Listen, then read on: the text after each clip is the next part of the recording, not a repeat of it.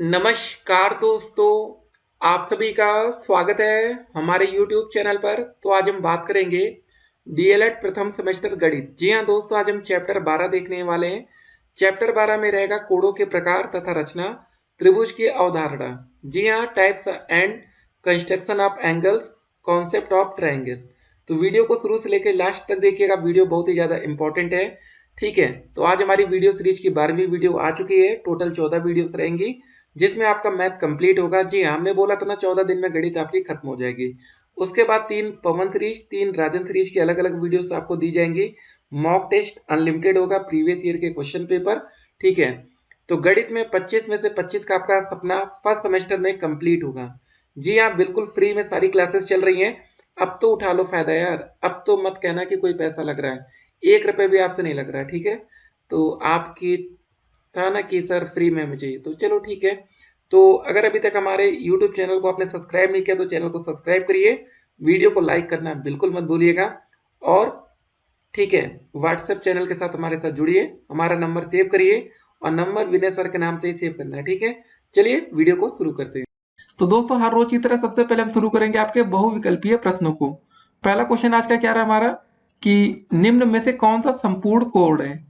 आपके सामने 4 विकल्प 180, 360, 270 या 0 अंश।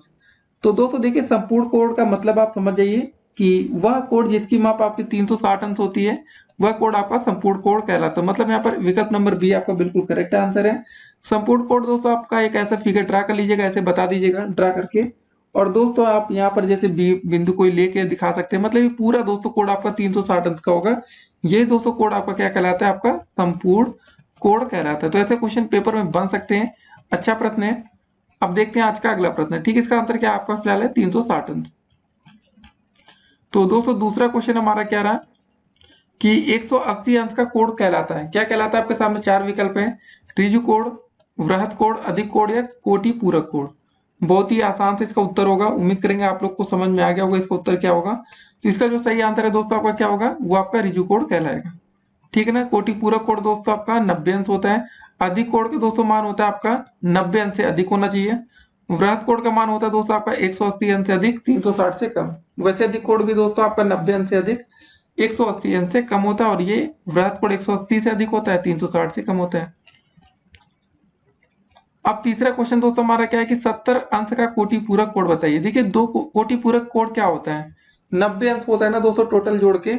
तो आप सिंपल था आप क्या करेंगे, 70 अंश का कोटि पूरक कोण निकालने के लिए आप सिंपल था 90 में से 70 को घटा लेंगे, तो आपका कितना आ जाएगा, आपका आ जाएगा 20। तो 70 का दोस्तों जो सही आंसर होगा विकल्प नंबर सी हो जाएगा, और इसका सही आंसर होगा 20। ठीक है ना, तीसरे का सी आंसर। तो अब दोस्तों देखते हैं आज का अगला प्रश्न, चौथा क्वेश्चन। त्रिभुज के तीनों कोणों का योग कितना होता है। बहुत ही आसान सा प्रश्न है, आप समझ गए होंगे। त्रिभुज के तीनों कोणों का योगफल कितना होता है आपका, 180 अंश। पांचवा क्वेश्चन, एक त्रिभुज की दोस्तों 3 भुजाएं दी गई हैं, ए बी बराबर 3 सेंटीमीटर, बी सी 3 सेंटीमीटर है तथा सी ए 5 सेंटीमीटर है, तो वह त्रिभुज कहलाएगा। तो एक चीज दोस्तों आप यहाँ जरा देखिए, ए बी बी सी 3 है, मतलब दो दोस्तों आपकी भुजाएं बराबर है, तीसरी 5 है। सबसे पहले दोस्तों हमने क्या कर लिया, यहाँ पर सी ए को खींच लिया, ये आपकी दोस्तों 5 सेंटीमीटर की है।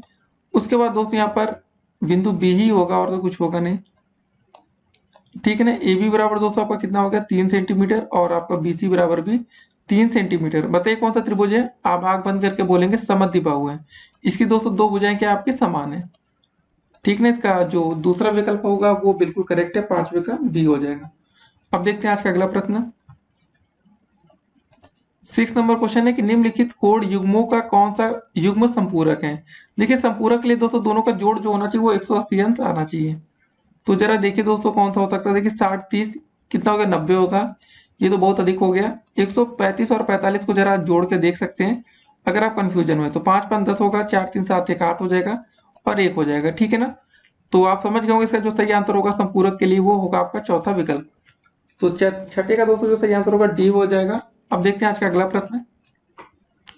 सातवां प्रश्न क्या रहा हमारा कि किसी त्रिभुज का केंद्रक माध्यिका को किस अनुपात में विभाजित करता है, आपको ये बताना है। ठीक है ना, सातवां। तो इसका जो सही आंसर होगा दोस्तों वो बी विकल्प हो जाएगा, 2:1। ठीक है ना, किसी त्रिभुज का जो केंद्रक होता है माध्यिका को किस अनुपात में विभाजित करता है, इसका सही आंसर है 2:1। तो दोस्तों चलिए देखते हैं आज का अगला प्रश्न। तो दोस्तों हमारा जो 8वां प्रश्न रहा क्या है वो कि किसी त्रिभुज के कोण समद्विभाजक के संगमन, ठीक है ना, जो आपका संगमन बिंदु को त्रिभुज का कहते हैं, क्या बोलते हैं दोस्तों, इसको आपको ये बताना है। तो अच्छा क्वेश्चन है 8वां नंबर। तो जो इसका सही आंसर होगा हमारा 8वें का वो हो जाएगा आपका ए हो जाएगा, अंतः केंद्र कहते हैं, ठीक है ना, याद रख लीजिए, इसको अच्छे से याद कर लीजिएगा, नहीं कि आपसे गलती हो, कि किसी त्रिभुज के कोण समद्विभाजक के संगमन बिंदु को त्रिभुज का अंतः केंद्र कहते हैं। अब देखते हैं आज का अगला प्रश्न। 9वां क्वेश्चन कह रहा हमारा कि त्रिभुज के शीर्ष लंबों या तीनों के संगामी बिंदु को त्रिभुज का कहते हैं, क्या बोलते हैं, इसको हमें ये बताना है, ठीक है ना। तो देखिए दोस्तों जो इसका सही आंसर हो जाएगा वो 90 का सही आंसर होगा हमारा सी विकल्प हो जाएगा। क्या बोलते हैं इसको हम लोग, लंब केंद्र बोलते हैं। इसको आप लिख कर याद कर लीजिएगा कि किस त्रिभुज के शीर्ष लंबों, ठीक है ना, याद रखना तीनों के संगामी बिंदु को त्रिभुज का हम बोलते हैं लंब केंद्र। 90 का जो सही आंसर है हमारा सी विकल्प है। अब देखते हैं आज का अगला प्रश्न। तो 10वां क्वेश्चन क्या रहा दोस्तों हमारा कि त्रिभुज की भुजाओं के लंबार तक जिस बिंदु पर मिलते हैं। तो दोस्तों यहाँ पर फिलहाल जो आपका क्वेश्चन में यहाँ पर तक नहीं है, इसको थोड़ा करेक्ट करेंगे। तो देखिए टाइपिंग में कभी कभी दोस्तों गलतियां हो जाती हैं, इसको समझिए फिर से। त्रिभुज की भुजाओं के लंबार तक जिस बिंदु पर मिलते हैं उसे त्रिभुज का काकी कहते हैं, क्या बोलते हैं, आपको ये बताना है। तो 10वें का जो सही आंसर होगा वो हमारा हो जाएगा डी विकल्प, क्या बोलते हैं इसको हम लोग, परिकेंद्र बोलते हैं। याद कर लीजिएगा कि त्रिभुज की भुजाओं के लंबार तक जिस बिंदु पर मिलते हैं उसे त्रिभुज का परिकेंद्र कहते हैं, ठीक ना। 10वें का आपका डी विकल्प। अगला क्वेश्चन देखते हैं 11 नंबर क्वेश्चन कि निम्नलिखित में वृहत कोण है, आपको देखना है 180 अंश से अधिक और 360 अंश से कम होना चाहिए। तो सिंपल था दोस्तों, आपको जो सी विकल्प दिख रहा है वो 305 अंश है, इसका वृहत कोण आपका 305 हो जाएगा, 11 का सी विकल्प। 12 नंबर क्वेश्चन देखते हैं निम्नलिखित में अधिक कोण है, आपको दोस्तों ये बताना है, ठीक है ना। इसको थोड़ा अलग अलग कर लेते हैं। अधिक कोण दोस्तों आपको बताना है, मतलब दोस्तों सिंपल था कि अधिक कोण निकालने के लिए आपको पता होना चाहिए कि 90 अंश से अधिक होना चाहिए दोस्तों, और 180 अंश से मान कम होना चाहिए। तो आप देख रहे होंगे 150, ये 90 अंश से अधिक भी है और इसका मान 180 अंश से कम भी है। तुम्हारा जो सही आंसर होना चाहिए वो 12 का ए विकल्प होगा, ठीक है ना। तो दोस्तों यहाँ पर हमारे बहुविकल्पीय क्वेश्चन समाप्त होते हैं। अब दोस्तों शुरू करेंगे आज के अति लघुत्तरीय प्रश्नों को। तो दोस्तों चलिए शुरू करते हैं आज के अति लघुत्तरीय प्रश्नों को। तो सबसे पहले 13 नंबर क्वेश्चन क्या रहा कि वृहत कोण किसे कहते हैं। देखिए इसकी जो परिभाषा होती है, वह कोण जिसकी माप 180 अंश से अधिक और 360 अंश से कम होती है वृहत कोण कहलाता है। देखिए आपके वृहत कोण को हम लोग बोलते हैं प्रतिवर्ती कोण भी, इसको भी जरा ध्यान रखिएगा। प्रतिवर्ती आपसे पूछा है तो आप कंफ्यूज मत होइएगा, प्रतिवर्ती और वृहत कोण एक ही चीज होता है, तो मतलब प्रतिवर्ती कोण और वृहत कोण। तो फिर से दोस्तों इसका आपको एक फिगर बता देते हैं, जिसका दोस्तों मान होता है आपका 180 अंश से अधिक होता है और 360 अंश से इसका मान कम होता है। इस बात को आप जरा ध्यान रखिएगा, ABC, ठीक है ना। तो दोस्तों जो आपको ये वाला कोण बन रहा है, ये बाहर साइड वाला, ये कहलाता है आपका वृहत कोण, ठीक है। क्या मान है फिर से आप समझ लीजिए, जो वृहत कोण होता है इसका मान 180 अंश से अधिक होता है और 360 अंश से कम होता है। अब देखते हैं आज का अगला प्रश्न। तो 14 नंबर क्वेश्चन क्या रहा हमारा कि ऋजु कोण की माप कितनी होती है। तो देखिए ऐसे ऐसे क्वेश्चन बनते हैं पेपर में, तो आपको ध्यान में भी रखना होगा। देखिए वह कोण जिसकी माप 180 अंश हो ऋजु कोण कहलाता है, ठीक है, समझ गए आप लोग। फिर से बता दे रहे हैं, वह कोण दोस्तों जिसकी माप आपकी 180 अंश हो क्या कहलाता है, ऋजु कोण। तो ऋजु कोण में दोस्तों आप एक ऐसे सिंपल सीधी लाइन ड्रा कर सकते हैं। इसको मान लीजिए बी मान लेते हैं, एक तरफ आपका ए हो गया, बी हो गया, सी हो गया, ये दोस्तों क्या कहलाएगा आपका ऋजु कोण। तो दोस्तों इसमें पूछा गया था सिर्फ ऋजु कोण की माप कितनी होती है, तो आप बोल दीजिएगा सिंपली 180 अंश, ठीक है ना। तो इतना आप लिख के आएंगे तो आपको एक नंबर मिल जाएगा। अब दोस्तों देखते हैं आज का अगला प्रश्न कि कोणों के आधार पर त्रिभुज के कितने प्रकार होते हैं। अब देखिए बात आती है कोणों के आधार पर, तो चलिए दोस्तों बताइए कितने प्रकार होते हैं। तो दोस्तों जो इसका आंसर हो जाएगा आपका कोणों के आधार पर जो त्रिभुज होते हैं दोस्तों वो आपके होते हैं 3 प्रकार के। अब कहेंगे कौन कौन से त्रिभुज होते हैं, तो सबसे पहले दोस्तों आपको याद होगा न्यून कोण त्रिभुज होता है, फिर दोस्तों बारी आती है समकोण त्रिभुज की, और फिर बारी आती है आपके अधिक कोण त्रिभुज, ठीक है ना। ये 3 चीजें आपने बहुत अच्छे से सुन रखी होगी। तो फिर से दोस्तों बता देते हैं, इसको आप लिख लीजिएगा न्यून कोण, ठीक है। दूसरा दोस्तों आता है आपका समकोण, तीसरा आता है आपका दोस्तों अधिक कोण, अधिक कोण। ठीक है, आपके कोणों के आधार पर ये 3 प्रकार के त्रिभुज होते हैं, न्यून कोण, समकोण और अधिक कोण। अब देखते हैं आज का अगला प्रश्न। ठीक है, कितने प्रकार के त्रिभुज होते हैं दोस्तों, इसको ध्यान में रखिएगा, 3 प्रकार के। ठीक है ना। और कभी कभी दोस्तों आपका ये भी प्रश्न बन सकता है, इसको भी जरा आप ध्यान में रखेंगे कि भुजाओं के आधार पर त्रिभुज कितने प्रकार का होता है, तो भी 3 प्रकार का होता है, विषम बाहु, समद्विबाहु, समबाहु। अब देखते हैं दोस्तों आज का अगला प्रश्न।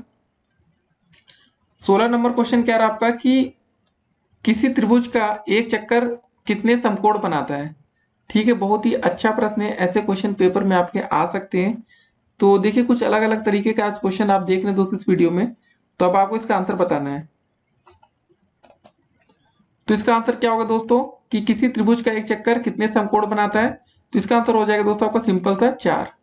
क्या हो जाएगा आंसर, 4 होगा। ठीक है, इसको याद रखिएगा, 4 लिख दीजिएगा, तो आपको पूरे 1 नंबर या 2 नंबर जितने भी कभी क्वेश्चन आएगा उसको दोस्तों आपको नंबर मिल जाएगा कि किसी भी त्रिभुज का एक चक्कर 4 समकोण बनाता है। ठीक है ना। फिर देखते हैं आज का अगला प्रश्न। 17 नंबर क्वेश्चन, निम्नांकित कोणों में न्यून कोण, अधिक कोण और वृहद कोण को छाटिए। तो दोस्तों ये रहे आपके सामने कुछ विकल्प, इसको आपको बताना है कि कौन सा इसमें न्यून कोण है और कौन सा अधिक कोण है और कौन सा वृहद कोण। सबसे पहले दोस्तों आप लिख लीजिए यहाँ पर न्यून कोण। देखिए न्यून कोण का मतलब दोस्तों वो होता है कि जो कोण 90 अंश से कम हो, बस सिंपल सी बात है। 90 अंश से कम क्या क्या दिख रहा है आपको, एक तो 50 दिख रहा है और एक 80 दिख रहा है, तो आपका 50 और 80 ये न्यून कोण हो जाएगा। अब बारी आती है आपके दोस्तों अधिक कोण की। अधिक कोण का मतलब दोस्तों सिंपल सी बात है, जो भी कोण 90 अंश से अधिक होना चाहिए और 180 अंश से कम होना चाहिए। 90 से अधिक आपका एक तो 100 हो गया, उसके बाद आपका 160 हो गया, है ना। तो 100 और 160 ये हो जाएगा दोस्तों आपका अधिक कोण। वृहद कोण, अभी हमने वृहद कोण की परिभाषा देखी दोस्तों कि जो कोण 180 अंश से अधिक हो और 360 अंश से कम हो। तो आपका दोस्तों यहाँ पर दो ही है, एक तो 250 है आपका, एक तो 300। क्वेश्चन काफी आसान था, उम्मीद है कि आप लोग को समझ में आया होगा और आप लोग आगे से कर पाएंगे। अगला क्वेश्चन दोस्तों हमारा क्या है, 18 नंबर क्वेश्चन कि आपको बताना है कि रैखिक, ठीक है ना, युग्म से आप क्या समझते हैं। देखिए आज हर तरह के दोस्तों क्वेश्चन को हम इस वीडियो में डिस्कस कर रहे हैं। तो दोस्तों सबसे पहले इसकी हम परिभाषा को देखते हैं कि रैखिक युग्म की आखिर परिभाषा क्या होती है। देखिए सबसे पहले दोस्तों आपको एक हम फिगर ड्रा कर देते हैं, उसके बाद आपको ज्यादा समझ में आएगा। तो ये आपका दोस्तों फिगर रहा, इसका नामकरण कर देते हैं, यहाँ पर बिंदु O कर देते हैं। एक तरफ दोस्तों हम लोग A ले लेते हैं और एक तरफ यहाँ पर ले लेते हैं हम लोग C ले लेते हैं, ठीक है ना। और ऊपर दोस्तों हम ले लेते हैं यहाँ पर एक बिंदु B। अब इसकी परिभाषा देखिए, नीचे दिए गए चित्र में कोण AOB, कोण AOB का मतलब समझ रहे हैं आप लोग, कोण AOB ये वाला, ठीक है ना। और कोण COB, COB का दोस्तों मतलब इधर वाला हरा वाला, ठीक है। आसन्न कोण है, दोनों क्या है, ये आसन्न कोण है। O उभयनिष्ठ शीर्ष, ये दोस्तों जो O है उभयनिष्ठ शीर्ष है, तथा OB उभयनिष्ठ भुजा है। जी हाँ दोस्तों, जो आप ये भुजा देख रहे हैं OB, ये वाली कौन सी भुजा है, उभयनिष्ठ है। भुजाएं OA तथा OC विपरीत किरण है, आपके दोस्तों OA ये है, OC ये विपरीत किरण है। अतः आसन्न कोण के ऐसे युग्म को रैखिक युग्म कहते हैं। क्या बोलते हैं इसको, रैखिक युग्म। ऐसे रैखिक युग्म के कोणों का योग दोस्तों कितना होता है, 180 अंश या 2 समकोण होता है। इसको याद रखना है। रैखिक युग्म के दोस्तों जो आपके कोण होता है दोस्तों, उनका योग कितना होता है, आपका 180 अंश होता है। जैसे इसमें आप देखा जाए तो कोण AOB प्लस का दोस्तों कोण COB बराबर हो जाएगा आपका 180 अंश, ठीक है ना। तो ऐसे दोस्तों क्वेश्चन आपके पेपर में आ सकते हैं, तो आपको ध्यान में रखना है। तो फिलहाल दोस्तों आपके यहाँ पर अति लघु उत्तरीय प्रश्न समाप्त होते हैं, अब आपके शुरू होंगे लघु उत्तरीय प्रश्न। तो दोस्तों चलिए शुरू करते हैं आज के लघु उत्तरीय प्रश्नों को। तो सबसे पहले 19 नंबर क्वेश्चन क्या रहा, इसको देखेंगे हम लोग कि निम्नांकित चित्र में कोण ABC, ABD, ABE तथा ABF के माप लिखना है तथा कोण CBE की भी माप आपको बतानी है कि क्या होगा, ठीक है ना। इसको ज्ञात करना है। देखिए दोस्तों इस जो फिगर था ना, इसमें आपको एक चांदा दे रखा था, हमने आपके लिए एक टेम्परेरी फिगर बना दिया है। तो उस चांदे से दोस्तों आपको देखकर सिर्फ आपको माप लिखनी थी, तो बहुत ही आसान सा प्रश्न था। इस क्वेश्चन को आप कर लेंगे। अगर आपको दोस्तों चांदा देखना आता होगा तो वहां पर लिखा रहेगा दोस्तों कितने कितने अंश का सब कुछ रहेगा, तो आप इसको आसानी से बता सकते हैं। तो फिलहाल दोस्तों जो उसके अकॉर्डिंग जो इसका आंसर आ रहा है, अगर आप बुक से इसको पढ़ेंगे तो इसका आंसर हम फिलहाल आपको बता देते हैं। तो फिलहाल दोस्तों ऐसे क्वेश्चन आप आराम से इसको लगा सकते हैं, तो इसको लेकर आप परेशान मत होइएगा। इसके जो हम लिंक होगा भी हम आपको कमेंट बॉक्स में एक लिंक दे देंगे, उस लिंक के माध्यम से दोस्तों आप वेबसाइट पर जाकर इस प्रश्न को देख पाएंगे, ठीक है ना। कोड एबीसी का मान 25 अंश आएगा, कोड एबीडी का मान आपका दोस्त जो निकल के आएगा इसमें, तो वो आ जाएगा आपका 50 अंश। ऐसे करके दोस्तों सभी कोड आ जाएंगे, तो इसको लेकर आप परेशान मत होइए, ठीक है। तो ऐसे क्वेश्चन पेपर में आते हैं लेकिन आसान होते हैं। अब देखते हैं आज का अगला प्रश्न, ठीक है ना। तो 20 नंबर क्वेश्चन क्या रहा कि त्रिभुज के वर्गीकरण को आपको समझाना है। तो ये कैसे होगा, आइए इसको देखते हैं। सबसे पहले दोस्तों जो त्रिभुज का वर्गीकरण होता है इसको दो आधार पर आपका किया जाता है। कैसे कैसे, एक तो आपका भुजाओं के आधार पर होता है, दूसरा होता है दोस्तों आपके कोण के आधार पर, ठीक है। इसको ध्यान रखिएगा, त्रिभुज का जो वर्गीकरण होता है दो तरह से होता है, ठीक है, दो प्रकार का। एक तो होता है भुजाओं के आधार पर, दूसरा दोस्तों आपका क्या होता है, कोणों के आधार पर। लिखिएगा पूरा, कोणों के आधार पर। अब देखिए दोस्तों भुजाओं के आधार पर कैसे कैसे होता है। पहले तो आपने सुना होगा कि विषम बाहु त्रिभुज एक होता है, ठीक है ना। तो भुजाओं के आधार पर हम आपको बता देते हैं कैसे कैसे होता है। पहला आपका हो गया दोस्तों, क्या हो गया, विषम बाहु त्रिभुज, ठीक है ना, विषम बाहु त्रिभुज हो गया। उसके बाद दोस्तों आपका नंबर आता है समद्विबाहु त्रिभुज, ठीक है, समबाहु भी आएगा, पहले समद्वि लिख लेते हैं, समद्वि बाहु त्रिभुज। फिर दोस्तों तीसरा नंबर आपका आता है समबाहु त्रिभुज का। अभी सबका एग्जांपल भी दे देंगे, आप लोग परेशान मत होइएगा। अब दोस्तों बारी आती है कोणों के आधार पर। हमने तो भुजाओं के आधार पर कर लिया, ये तीन तरह हो गए। अब कोण के आधार पर दोस्तों हो गया, पहला आपका एक ज्ञात होगा न्यून कोण सबसे पहले, ठीक है ना, न्यून कोण हो गया। फिर दोस्तों बारी आती है न्यून कोण के बाद आपका पहला न्यून कोण, दूसरा हो गया दोस्तों आपका आता है समकोण। ये सब बेसिक चीजें हैं, बिल्कुल आपको ये सब पता होनी चाहिए। फिर दोस्तों तीसरा नंबर आपका आता है अधिक कोण, ठीक है ना, अधिक कोण। अगर पेपर में कैसे क्वेश्चन आया तो उसको आप लिख सकते हैं। तो फिलहाल ये सब क्वेश्चन थ्योरी बेस होंगे, तो आप इसको आसानी से कर सकते हैं। अब पहले हम आपको दोस्तों दिखा देते हैं कि विषम बाहु त्रिभुज होता कैसा है, कैसे इसको करेंगे। विषम बाहु त्रिभुज देखिए, वह त्रिभुज जिसकी तीनों भुजाएं असमान होती है विषम बाहु त्रिभुज कहलाता है। तीनों भुजाएं दोस्तों असमान का मतलब क्या हो सकता है कि जैसे तीन भुजाएं, जैसे आपने विषम बाहु में दोस्तों ऐसे आप ड्रा कर लेंगे, ठीक है। सभी भुजाएं मतलब कोई भी भुजा दोस्तों जो लंबाई होगी वो समान नहीं होगी, ठीक है। तो ये हो गया विषम बाहु त्रिभुज। उसके बाद बारी आती है समद्विबाहु, वह त्रिभुज जिसकी कोई भी दो भुजाएं समान होती है समद्विबाहु कहलाता है, ठीक है। समद्विबाहु में दोस्तों दो भुजाएं इसके समान होगी, जैसे ए बी सी मान लेते हैं। तो दोस्तों जैसे एक भुजा की लंबाई 4 है, इधर भी 4 हो जाएगी, इधर 5 हो जाएगी, तो दो भुजाएं दोस्तों जो लंबाई है वो आपकी समान हो गई, ठीक है ना। यही बात यहाँ पर देखा जाता है। उसके बाद अगला क्वेश्चन आता है समबाहु त्रिभुज। देखिए समबाहु त्रिभुज में होता है कि इसकी तीनों भुजा बराबर है, जैसे 4 4 4 तीनों भुजा बराबर है। विषम बाहु में समझ लीजिए जैसे एक भुजा एक है, कोई दो है और एक तीन है, ऐसे आप इसको समझ सकते हैं। या दोस्तों दूसरे तरीके से आप इसको समझ सकते हैं, ठीक है ना। जैसे भी दोस्तों कुछ भी आप भुजा का नाम दे सकते हैं, जैसे मान लेते हैं एक 3 सेंटीमीटर है दोस्तों, एक आपकी 4, एक मान लेते हैं 6 सेंटीमीटर है, ठीक है, और एक भुजा दोस्तों आपकी हो जाएगी 5.5 सेंटीमीटर। तो मतलब सभी अलग अलग है ना भुजा की माप। अब दोस्तों न्यून कोण की बात आ जाती है, कोण को भी जरा देख लेते हैं, नहीं तो आप लोग परेशान होंगे। न्यून कोण क्या होता है, वह त्रिभुज जिसका प्रत्येक कोण न्यून कोण होता है, न्यून कोण कहलाता है। मतलब न्यून कोण का मतलब दोस्तों होता है कि 90 अंश से कम होना चाहिए आपका कोण ना, न्यून कोण का मतलब भी समझ में आना चाहिए। फिर समकोण दोस्तों आप समझ रहे होंगे कि वह त्रिभुज जिसका एक कोण समकोण या 90 अंश का होना चाहिए, और एक वह त्रिभुज दोस्तों जिसका एक कोण 90 अंश से अधिक होगा वो अधिक कोण कहलाएगा। अब देखते हैं आज का अगला प्रश्न, ठीक है ना। 21 नंबर क्वेश्चन क्या रहा हमारा कि पटरी और प्रकार की सहायता से आपको 60 अंश 90 अंश 120 अंश के कोणों की रचना करना है। कहीं प्रकार लिखा रहता है दोस्तों आपका, और कहीं कहीं लिखा रहता है प्रकार की सहायता से। कैसा भी क्वेश्चन आपसे पूछा जा सकता है पेपर में, तो आपको ध्यान में रखना है कि पेपर में कैसा भी प्रश्न बने और आपको उसका उत्तर करना ही पड़ेगा। तो चलिए दोस्तों देखते हैं इसको। और सबसे पहले दोस्तों बारी आती है आपके 60 अंश के कोण की। कैसे बनेगा, पहले दोस्तों सिंपल थी, आप स्केल में कोई भी नाप की आप मान लेते हैं, पहले 5 सेंटीमीटर की एक ऐसे लाइन खींच देते हैं, ठीक है दोस्तों। यहाँ पर आप अपना गोला प्रकार का जो नोक नहीं होता है उसको रखेंगे, और ऐसे दोस्तों आप एक ऐसा चाप लगाएंगे, ठीक है ना। 60 अंश का दोस्तों लगाना, जितने भी दोस्तों आपने इतना गोला प्रकार रखा, पहला जो कट करेगा ऐसे करेंगे वो 60 अंश का आपका कोण बन जाएगा। दूसरा दोस्तों बारी आती है 90 अंश की। सबसे पहले दोस्तों लाइन खींच लिए, मान लेते 5 सेंटीमीटर इसको भी, ठीक है। आपने एक ऐसा चाप लगा लिया दोस्तों। फिर क्या करेंगे, यहाँ पर जब पहला चाप लगाएंगे तो 60 अंश होगा, दूसरा लगाएंगे तो 90 मतलब 120 हो जाएगा, ठीक है। 60 अंश से दोस्तों यहाँ पर रखेंगे गोला प्रकार की नोक, एक यहाँ से कट करेंगे, यहाँ पर गोला प्रकार की नोट रखेंगे दोस्तों, मतलब नोक रखेंगे, तो यहाँ पर कट करेंगे तो ये बनेगा आपका 90 अंश का कोण। 120 अंश का कोण बनाने के लिए दोस्तों हम क्या करेंगे इसको देखते हैं। मान लेते 5 सेंटीमीटर की दोस्तों कोई भुजा खींच देते हैं जो आपका गोला प्रकार की सहायता से, ठीक है ना। यहाँ पर गोला प्रकार की नोक यहाँ पर रखेंगे, एक ऐसे चाप कट करेंगे पहला यहाँ पर दोस्तों, फिर उसके बाद यहाँ पर गोला प्रकार की नोक रखेंगे, इस जगह रखेंगे ना। फिर दोस्तों यहाँ पर एक रख के फिर गोला प्रकार के एक बार कट करेंगे नोक रख कर, ये कर देंगे, ये आ जाएगा हमारा 120 अंक का कोड। आसान से दोस्तों होते क्वेश्चन। तो उम्मीद करेंगे कि आप ऐसे प्रश्नों को अब लगा लेते होंगे, नहीं लगा पाते तो अपने दोस्तों की हेल्प ले सकते हैं समझने के लिए, बाकी आपको समझ में यहाँ पर आ ही गया होगा। अब 22 नंबर क्वेश्चन क्या है हमारा, इसको जरा देखते हैं।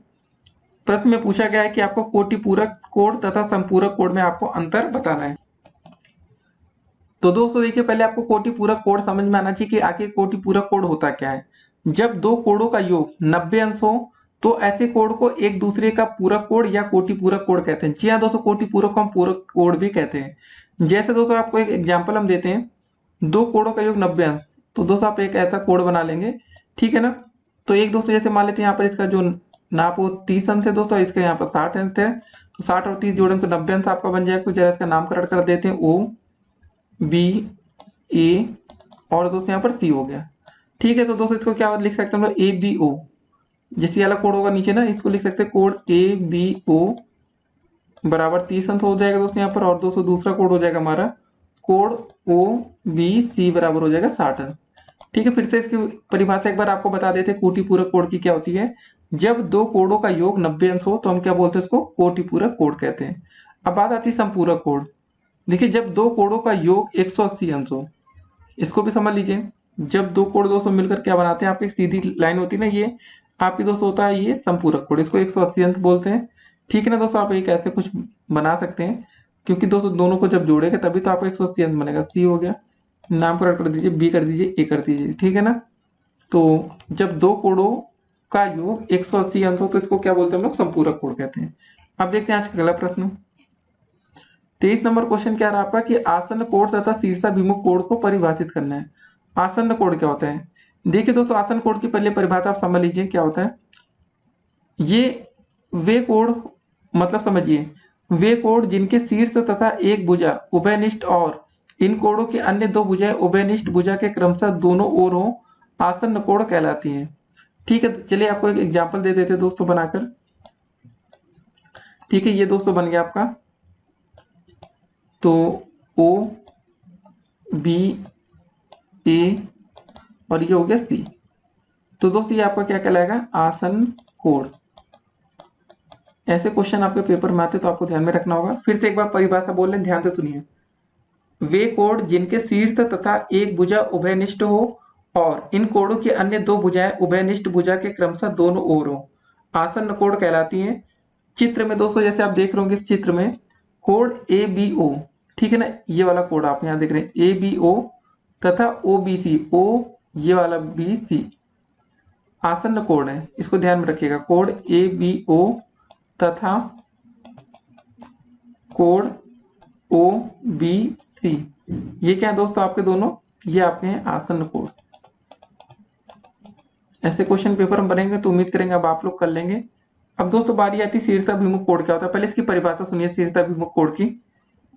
जब दो रेखाएं एक दूसरे को किसी बिंदु पर प्रतिच्छेद करती हैं तो प्रतिच्छेद बिंदु पर बने कोड, ठीक है ना, में से आमने सामने के कोड शीर्षाभिमुख कोड कहलाते हैं।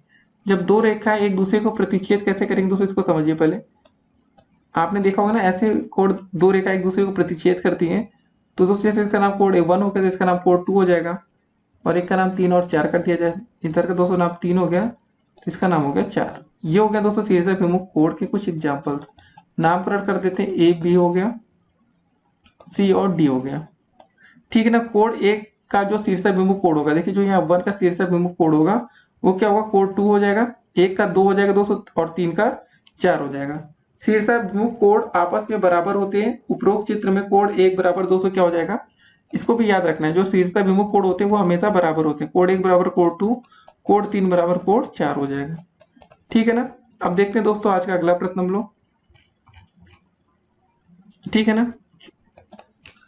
तो दोस्तों 24 नंबर क्वेश्चन, इसमें थोड़ा सा हम लोग को फिगर ड्रा करना पड़ेगा। तो यहाँ पर लिखा है कि कोड 1 बराबर 60 अंश है, तो कोड आपको 2, कोड 3 तथा कोड 4 के मान आपको ज्ञात करने हैं।